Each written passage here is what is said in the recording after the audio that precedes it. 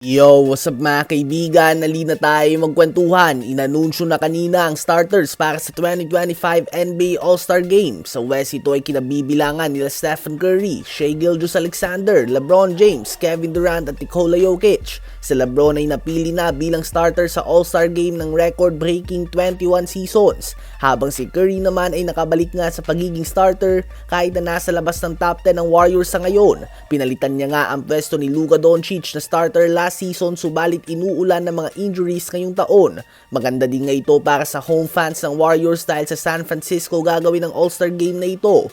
Habang si Kevin Durant naman ay parte pa rin nga ng starting 5 at tatlong OGs nga mga kaibigan ay bahagi ng West starters at sinamahan ito ng top 2 MVP candidates ngayon na parehong pinanganak sa labas ng Amerika.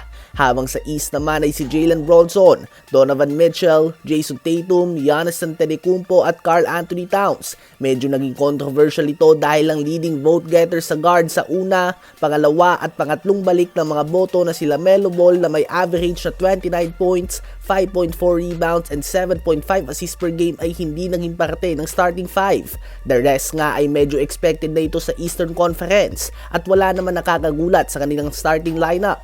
Ganun pa man, alalahanin na hindi ibig sabihin nito na magkakampi na ang mga nabanggit natin ng mga players dahil base nga sa bagong All-Star Game format ay mahati pa ito sa tatlong koponan kapag inanunsyo na din ang reserves o bench players. Kumbinsido ba kayo sa mga napili na starter para sa 2025 NBA All-Star Game?